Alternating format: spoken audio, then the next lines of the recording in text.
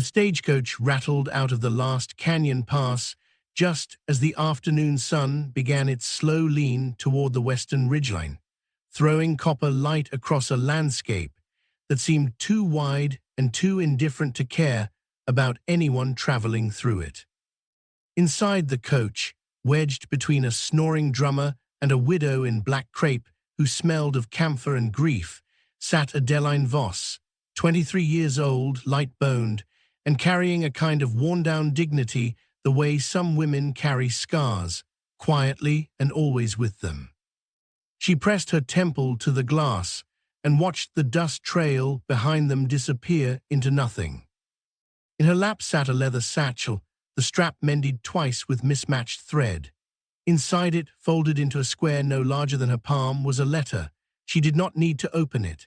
She had memorized every word during the long weeks of travel from Indiana, had read it by candlelight in rooming houses, by the glow of lanterns in station waiting rooms, by pale morning light filtering through smeared train windows. The letter had promised a name, a farm, a future. It had been written by a man called Elias Croft, who had advertised for a bride in the back pages of a periodical her landlady had left on the kitchen table. She had answered because the rent was 3 weeks past due and her sewing work had dried up with the mill closure, and because some stubborn, half-buried part of her still believed that a person willing to travel far enough might eventually arrive somewhere that felt like belonging. That belief had taken a severe bruising since her arrival in Casper 3 weeks prior. Elias Croft had met her at the depot. He was shorter than she had imagined, with small eyes that assessed her the way a man might assess livestock at a county auction.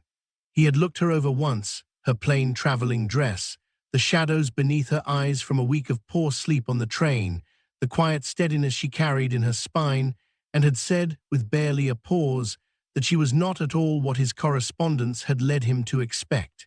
He had not elaborated. He had simply retrieved her bag from the porter's cart, set it beside her on the platform, touched 2 fingers to his hat brim, and left.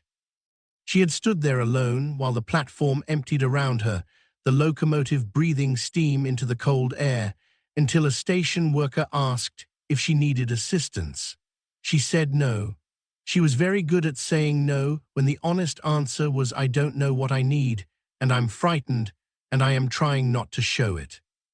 The second arrangement had come through Mrs. Harker at the boarding house, who had mentioned offhand that a widower named Dobbins was looking for a woman to help manage his household and his 4 children. Adeline had met with him in the parlor on a Tuesday afternoon. He had talked for 40 minutes about his late wife, her cooking, her talent for managing accounts, her calm temperament, and Adeline had gradually understood that he was not looking for a new person, but for a replacement for the old one, someone who could fill a specific and already defined shape. She did not fit the shape. He had said so, diplomatically, by the end of the following day. The third had been a cattleman named Breckenridge, who had seemed initially to be a reasonable man, soft-spoken, with a wide hat and a handshake like a vice. He had taken her to supper twice, had shown her the exterior of his property from the road, and had then, on the evening of the third day, suggested that given the practical nature of their arrangement, certain expectations might be met prior to any formal ceremony. When she refused, he had not argued. He had simply paid her week's lodging and wished her well, and she had understood that to him she had never been a person at all, only a negotiation. 3 weeks, 3 refusals, and now the coins she had saved, the careful, painful accumulation of 2 years of seamstress work, were reduced to a small collection that would cover perhaps 10 more days at Mrs. Harker's if she ate sparingly. She had taken the coach to the neighboring town of Granger because she had heard there was work at a laundry, and because she could not continue to sit in the same 8-square-foot room where the walls had begun to feel like a verdict. The town of Granger announced itself with a water tower, a church steeple, and a general store with a crooked awning. The coach deposited her outside the post office with her single bag and rattled off without ceremony. Adeline stood on the plank sidewalk and breathed slowly, looking up and down the main street. She was good at assessing situations. It was the skill the world had most consistently rewarded her for. There was a laundry, a hotel, a feed store with bales of hay stacked outside, a small cafe with a hand-lettered sign in the window reading coffee 5 cents, soup 10 cents. Across the street, a farrier's shop with the ring and clang of iron already audible from where she stood. She found a bench outside the general store and sat. It was not defeat, it was assessment. The street moved around her with the slow purposefulness of a working town in the middle of the week. A woman hung a sign in the window of the millinery. 2 men in work clothes argued pleasantly outside the feed store. A dog crossed the street at a diagonal, ignoring everyone. It was late afternoon when a horse and rider came in from the North Road, moving at an unhurried walk that suggested a long journey nearly complete. The horse was a gruller, grey-blue coat, dark legs, built for endurance rather than speed. The man on its back was lean and trail-worn, his canvas coat carrying the particular shade of dust that comes from several days of hard travel. He had a battered hat pulled low, dark hair curling at his collar, and the posture of someone accustomed to long hours in the saddle, upright by habit, not effort. He stopped in front of the general store, swung down with a slight wince that he controlled quickly, and tied the horse to the post. He glanced at Adeline the way anyone glances at someone sitting on a bench, briefly, without intention, then went inside. She looked away. She had no interest in being looked at. He came out some minutes later with a wrapped parcel under one arm and a small paper sack from which he extracted a piece of hard candy, which he tucked into his cheek. He stood by his horse and looked out at the street with the uncomplicated patience of a man who had learned to rest standing up. Then he looked at her again, and this time he did not look away quickly. She felt it before she saw it, the particular attention of someone who was not looking at what she appeared to be, but at what she might actually be. He crossed the street. She straightened instinctively. "Forgive me for interrupting," he said. He had a voice that had been broken in somewhere, not rough exactly, but lived in, like a well-used tool. "You've been sitting there since I came into town, and you look like someone who's been carrying something heavy for a good while. I'm not trying to intrude. I just wondered if you needed anything." It was such a plainly honest thing to say that it caught her entirely off guard. She had prepared herself for pity, or for the particular species of attention that was really just curiosity dressed up in concern. This was neither. "I am quite all right," she said, with the tone she had spent years perfecting, cool without being unkind, final without being rude. "All right," he said. He did not move to leave. "My name is Callum Brodie. I've got a cattle operation about 12 miles west of here. I come through Granger for supplies a couple times a month." She regarded him. His face was weathered but not hard. The lines around his eyes were from sun and wind, not bitterness. There was a scar along his jaw, faded and silver. He looked to be somewhere between 30 and 35.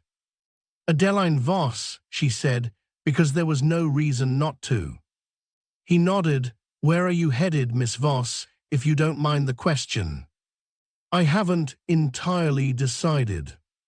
He considered that. "Have you eaten today?" She hesitated, a half-second too long. "There's a cookhouse at the end of the main block," he said. "Good plain food. I was going to stop before I ride back. You'd be welcome to join me, no obligation attached." She looked at him steadily. She had become very skilled at reading men quickly, at identifying the particular angle of their interest, the thing they wanted from the interaction. She could find none of that here. What she found instead was something she could not immediately name, a kind of simple, unadorned decency, as though he had simply seen a person who might need something and had offered to provide it without any expectation of return. "That's a generous offer," she said carefully. "Just supper," he said. "I eat alone most nights. Company would suit me." She stood, picked up her bag and said, "All right." The cookhouse was warm and smelled of wood smoke and rendered fat and something with onions. The man who ran it, squat, bearded, unfriendly to the world, but efficient at feeding it, brought them 2 plates of beef stew with side bread and a pot of coffee without being asked. Callum Brodie paid before she could make any gesture toward her own purse. "Thank you," she said. "Don't mention it." He did not make conversation for conversation's sake. That was the first thing she noticed. He ate without rushing, broke his bread evenly, drank his coffee without complaint. When he spoke, it was to say something that needed saying. "You've come a long way," he said at one point, not a question.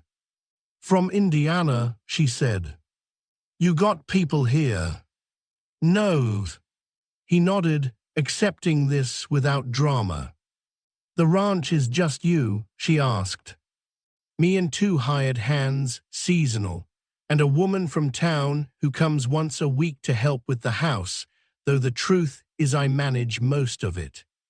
She watched him pour a second cup of coffee and refill her cup without asking, "How long have you been out here?" 8 years, came with my father and brother. Father passed 4 years back. Brother moved south to New Mexico last fall, found a woman, and couldn't see a reason to stay in Wyoming. He turned the cup in his hands. "I understand it. I just didn't follow." "Why not?" He thought about it genuinely, the way people only do when they have not been asked before.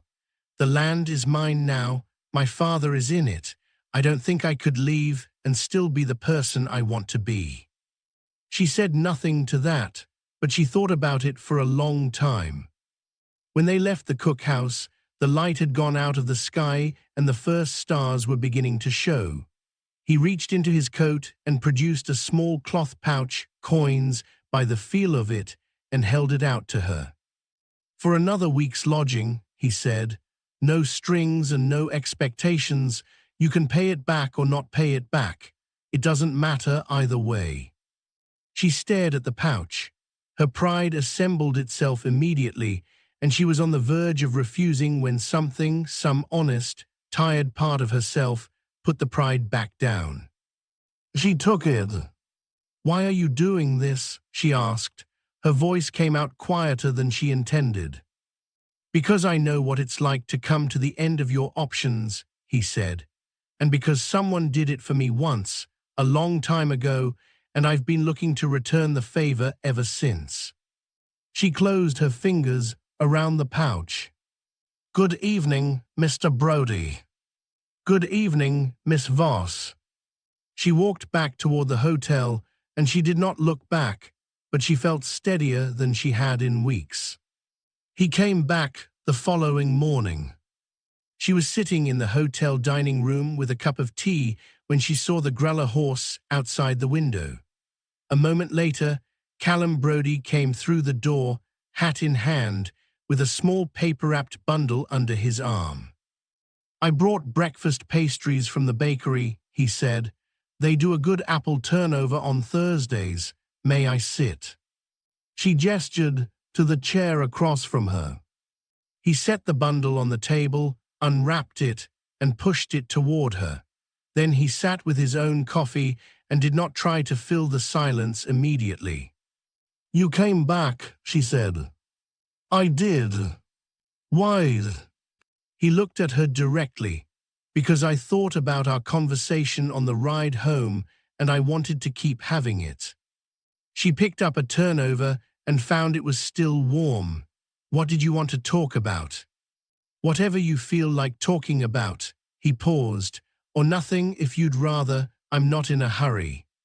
She found herself, against all her better-honed instincts, relaxing, not entirely, but enough. She told him about Indiana. about her father, who had been a bookkeeper and had died of a fever when she was 15, leaving her mother with 4 children and insufficient means. About her years at the needle trade, the shop that had closed, the slow erosion of the small savings she'd managed to put aside. About the periodical ad, and the letter, and the long train journey west, and the 3 men who had each found her insufficient in different ways. She said it all flatly, without requesting sympathy. It was simply what had happened. When she finished, Callum was quiet for a moment. "They were idiots," he said. She laughed. She had not laughed in weeks, and the sound surprised her. "I don't mean it unkindly," he said. "I mean it factually. You don't know me well enough to say that." "I know enough." She looked at him. He held her gaze without flinching, without performing anything, no performance of confidence, no strategic warmth, just steadiness. "What do you know?" she asked.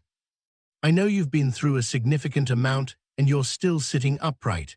I know you accepted my supper last night, but you didn't flatter me for it or try to make me feel like a hero. I know you took the coins, but you looked at me like you were figuring out my angle, which tells me you're smart and you've learned to be careful." He turned his coffee cup once. "I know those are the qualities of someone worth knowing."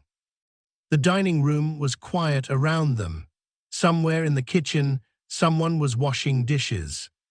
She said, finally, "I don't know what to do with you, Mr. Brody." "You don't have to do anything with me," he said. "I'm not asking for anything." "Then what are you doing?" He thought about it. "I suppose I'm just being here, if that's useful." She looked down at the half-eaten turnover in her hand, then back up at him.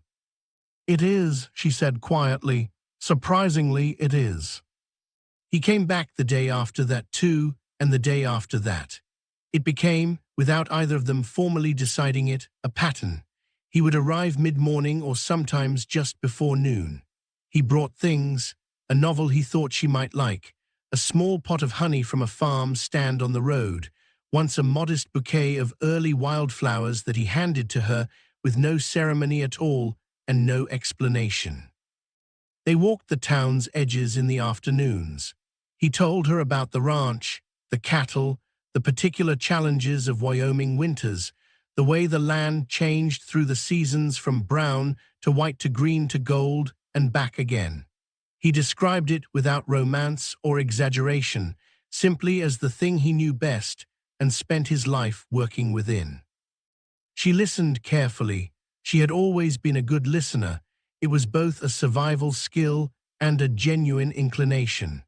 And she found, slowly and somewhat to her own alarm, that she was not merely listening out of politeness, but out of actual interest. One afternoon, walking beside the creek that ran south of town, she asked him what he missed most about the life he might have had if he had gone somewhere else, if he had followed his brother south, or gone back east, or taken any of the other paths. He thought about it for a long time. "I don't miss what I don't have," he said finally. "I used to, I think. The first few years alone out here, I noticed the absence of things. But after a while, you stop measuring your life by what's missing and you start just living it." "That sounds like something you had to teach yourself." "It was." He glanced sideways at her. "You're pretty good at that yourself." "At what?" "At just continuing, at not letting what's broken stop you from moving." She was quiet for a long moment. "I didn't feel like I had a choice." "There's always a choice," he said. "Some people stop. I've watched it happen. You didn't." She thought about that, about the weeks in Indiana after the mill closed, the weeks of scrimp and calculation, the careful crafting of the letter that she had sent to a stranger in Wyoming with her heart in her throat. She had told herself at the time it was practicality, pure and simple. She was not certain anymore that it had been only that. "I'm still not sure I'm going to be all right," she admitted, which was more honest than she had been with anyone in a very long time. "You are," he said. I'd stake quite a bit on it. She looked at him. He said it not with false confidence or the particular gallantry of men who say encouraging things to women in order to appear gallant. He said it the way someone states an observation they have carefully made and genuinely believe. She felt something shift in her chest, some tightly wound coil she had been maintaining by habit loosening 1 degree. She did not say anything else, but she walked closer to him on the way back to town, and neither of them remarked upon it. On the 5th day, he asked if she wanted to see the ranch. He said it simply, standing outside the hotel with his horse, turning his hat in his hands. He said he had a task to take care of the following morning. One of his mares was heavily pregnant and had been restless, and he thought the foal would come within the next day or two, and that if she wanted to come out and see how a working cattle operation was put together, she was welcome to. "I'm not trying to convince you of anything," he said. "I'm just making the offer." She thought about Mrs. Harker's boarding house back in Casper and the shape of those days, the 8-square-foot room, the careful rationing of bread, the feeling of time moving through her without landing anywhere. Then she thought about 12 miles west, an open land and a pregnant mare, and this man who had not once tried to make her feel like less than what she was. "All right," she said, "I'll need directions." "I'll come collect you," he said, 7 in the morning if that's not too early." "I'll be ready." She was. The ranch sat in a valley wide enough to let the sky come all the way to the earth on 3 sides.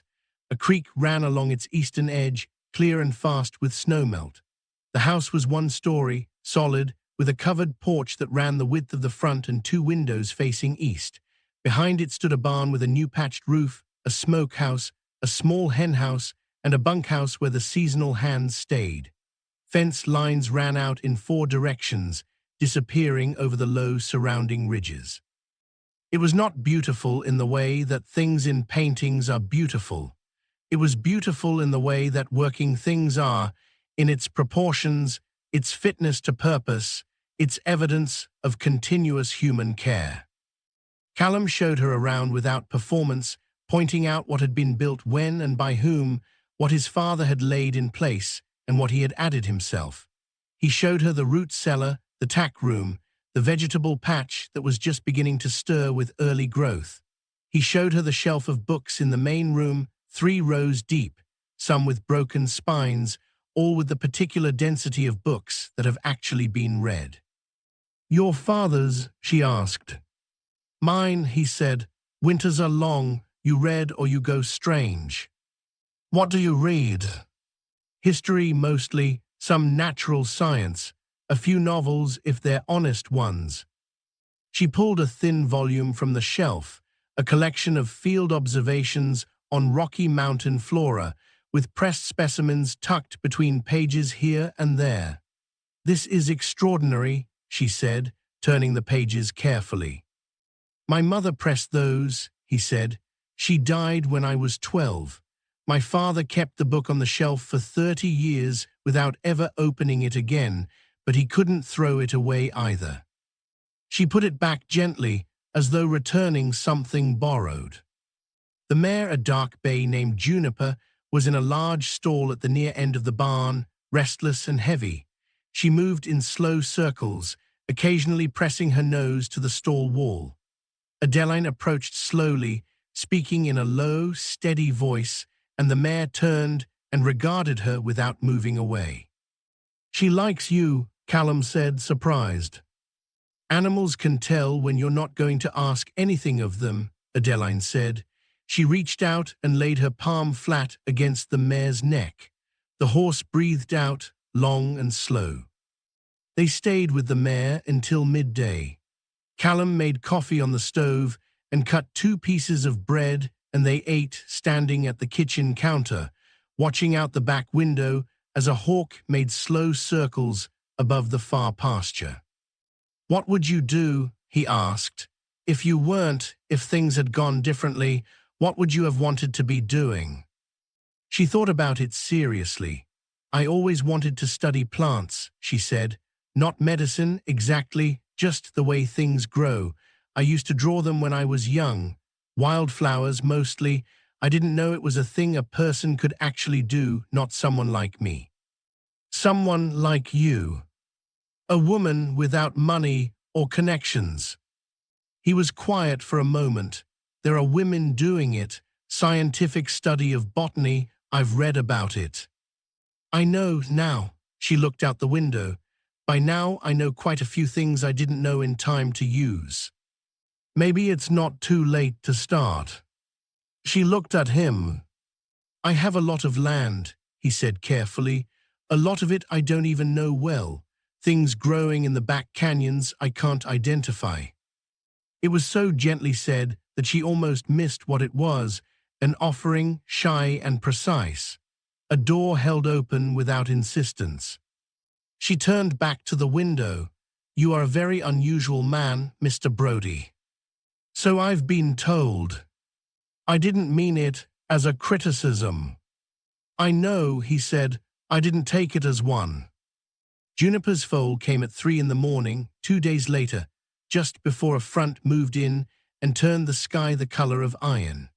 Callum had sent word through a neighbor's boy that it was time, and Adeline arrived on a borrowed horse with her hair braided back and her sleeves already rolled, not entirely sure why she had come, except that it had felt necessary.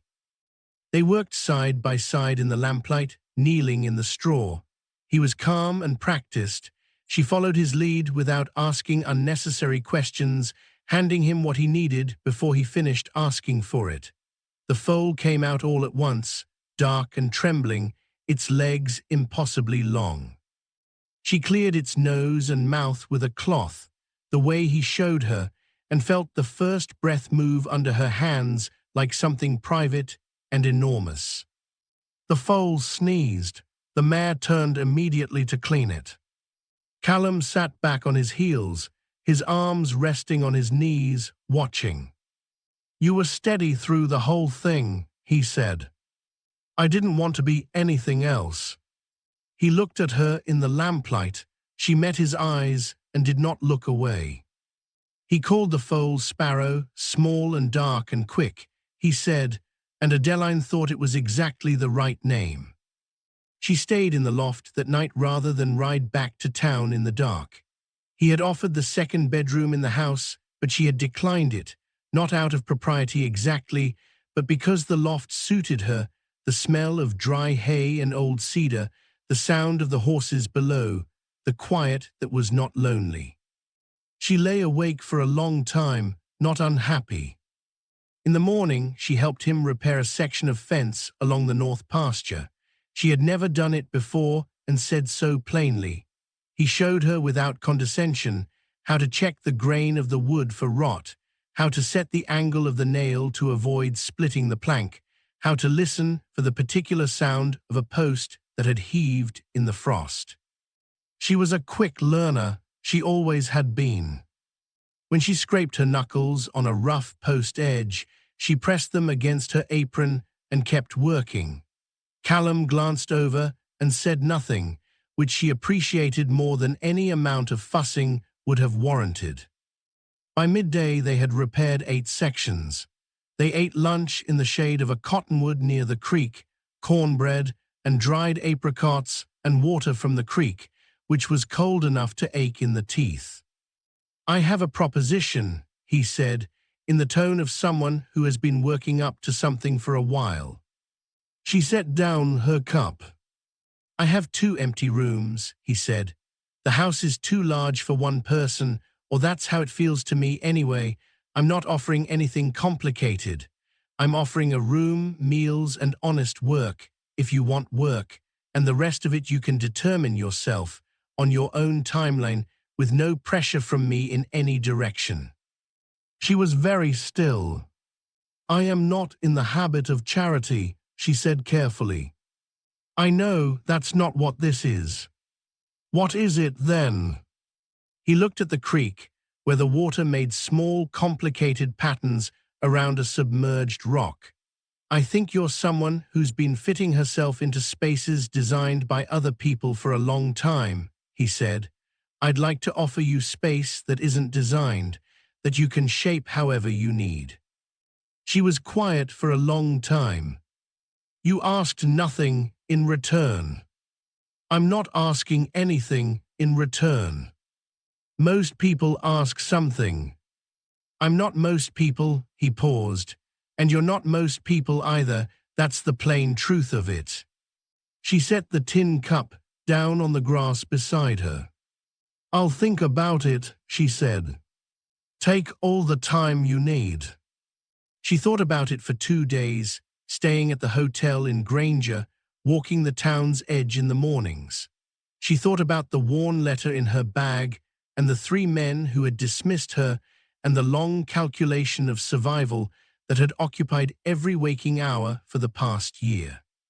She thought about the loft above the barn where she had slept without loneliness for the first time in recent memory, and the foal breathing under her hands, and the fence sections she and Callum had repaired side by side in the morning sun. She thought about what it would mean to stay somewhere by choice rather than by arrangement. She thought about what it would mean to be, as he had put it, a person rather than a decision. On the 3rd morning, she tied her bag to the borrowed saddle and rode west. He was at the fence line when she came over the ridge. He saw her from a distance and set down his tools and waited, not moving toward her, letting her close the distance on her own terms. She pulled up beside him. I told the hotel I wouldn't be returning, she said. He nodded once. I'd like to earn my keep, she said. I won't be kept. I know. And I'd like access to the back canyons, she said, to study what's growing there when work allows. A very faint something moved across his face, not quite a smile, but close to it. I'll draw you a map, he said. Good, she swung down from the saddle. Then let's get back to the fence. He picked up his tools. She picked up the extra hammer from beside the post. They worked without unnecessary words, and the sound of it, hammer on nail, boards settling into place, moved out across the open land and disappeared into the sky. The weeks that followed had a particular quality she had not experienced before, the quality of days that held together, that were not simply endured, but inhabited. She learned the land from the inside out. Callum gave her the canvas-backed field journal he had used for years to track the cattle, and she began adding a second set of notes in her own hand, plants she found in the creek margins, in the shadowed places beneath rock outcroppings, in the long dry stretches of the upper pastures. She pressed specimens between waxed paper and labeled them carefully. She wrote descriptions of root systems and petal arrangements and seasonal timing. Callum read her notes in the evenings when she left the journal on the kitchen table. He never mentioned it, but occasionally she would find a small addition in the margin, a location she had not yet found, a name from one of his books that might apply to something she had described. She was not accustomed to being collaborated with. She worked alongside him, too, at the fence lines and in the vegetable garden, at the preservation jars in autumn and the difficult calculus of winter supplies. She showed him how to stitch a split harness strap in a way that would hold longer than his method. He showed her how to read the color of the western sky before a storm. They argued about small things, the best sequence for winter chores, the proper storage temperature for root vegetables, the question of whether the old shed near the eastern boundary was worth repairing or should simply be torn down. The arguments were genuine disagreements conducted with respect, and they generally ended in compromise, and occasionally they ended in laughter, which was better. In the evenings, they read on the porch when the weather allowed. Sometimes she read aloud from the natural history texts that filled his shelves. Sometimes he read to her from the history books he favored, about migrations and settlements and the slow, grinding way that the human world rearranged itself across centuries. The dark came slowly in summer, and they stayed out until the stars were fully overhead, talking or not talking, and neither felt the need to account for the silence. One evening in late July, she was sitting on the porch step, watching a thunderstorm build over the northern ridge when he came out and sat beside her. Not beside her by arrangement, but simply beside her, because there was space, and he wanted to fill it. "Are you afraid of storms?" he asked. "No, I find them clarifying." "What do they clarify?" She considered. "The scale of things. When it's very large and very loud and completely indifferent to you, it's useful. It puts the small worries back where they belong." He watched the lightning cross the sky, horizontal, which meant the storm would move north and miss them. "What are the small worries right now?" he asked. She thought about being honest and decided she had been afraid of honesty long enough. "I worry that I've become necessary here," she said. "I worry that it would be difficult to leave." A long pause. "Would you want to?" he asked. His voice was entirely steady. "No," she said, "that's the worry." He turned toward her slightly. "I don't follow." "I have spent a very long time not wanting things I was not certain of having," she said. "It's safer, you know where you are." He was quiet for a moment. "I'm certain," he said. "Of what?" "That I want you here." He said it without decoration. "Not because it's useful or because I need help with the fence line, because when you're here, everything has more substance. The days feel like something, I don't know how else to say it." The first drops of rain reached them, soft and scattered, not yet a storm. She turned to face him. "Callum," she said, his given name for the first time. "Adeline," he said. She leaned forward and kissed him. Not with uncertainty, she had done enough uncertain things to know the difference. He kissed her back with all the care and directness that had characterized everything he had ever done, and when they drew apart, the rain was beginning in earnest, and neither of them moved to go inside. "We should get out of the rain," he said. "In a minute," she said. They stayed another minute, then another. They married in September, on a Monday, because there was less work on a Monday and the preacher from Granger was available, and because neither of them wanted a large occasion. Mrs. Harker's daughter served as witness. Callum wore a clean shirt and his least battered hat. Adeline wore a dress she had made from a bolt of dark blue wool she had bought in town with her own money, carefully measured and precisely sewn. He gave her a plain silver ring that had belonged to his mother. She gave him, in exchange, a small framed botanical illustration she had drawn herself, carefully rendered in ink and watercolor, juniper berries, for the mare, for the beginning of things. They walked back to the ranch alone in the afternoon, and she felt, with the particular clarity of something irreversible and absolutely right, that she had arrived at the destination all that difficult traveling had been pointed toward. The years laid themselves down one by one, each distinctive, each deepening. She continued her botanical study, expanding it slowly and methodically. She sent careful letters to a naturalist at an Eastern university who had published papers she admired, and he wrote back, surprised, then engaged, then genuinely interested in her observations. Two of her specimen descriptions appeared, eventually, in a regional natural history journal attributed to Miss A. Voss, Wyoming Territory, and she kept the journal on the shelf beside Callum's books, with a quiet that contained more than it expressed. He built her a work table near the eastern window, long and solid, with drawers sized to hold specimen papers and a lip along the edge to keep things from sliding off in wind. He said nothing about it when he finished it, just showed her and watched her run her hands along the surface. They planted trees along the southern boundary, a mixed line of cottonwood and ash and mountain mahogany that took 3 seasons to properly establish, but grew with a determination that seemed almost personal. Adeline watered them through the dry months, hauling buckets from the creek, and spoke to them in the low, steady voice she used for nervous animals and growing things alike.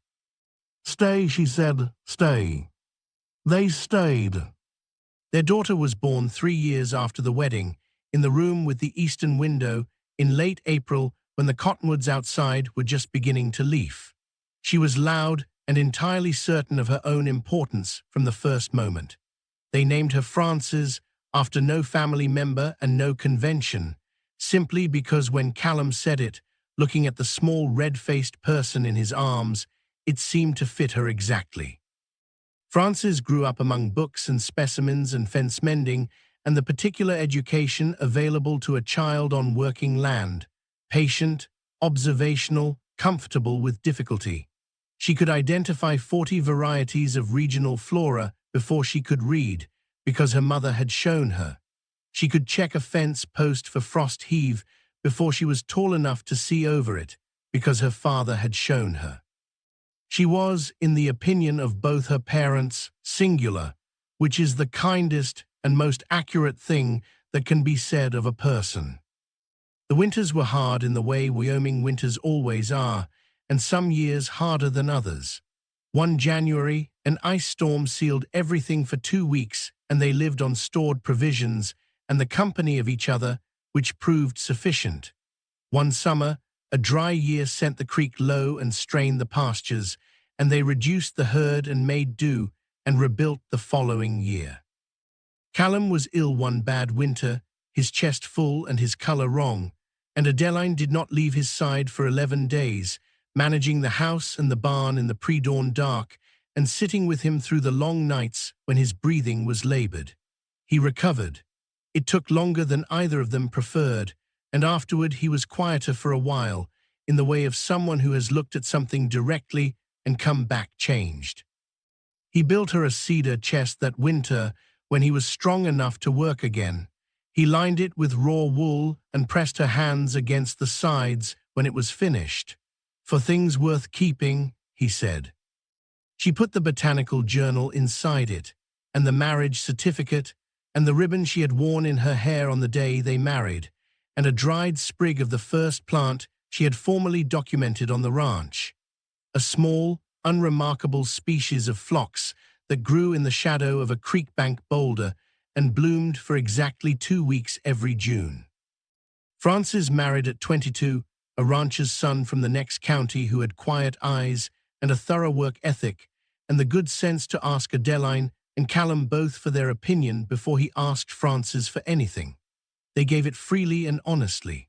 The wedding was in the ranch's yard, under the trees that had grown tall enough now to provide real shade, and the whole day had the quality of something that had been long coming and arrived exactly when it was meant to.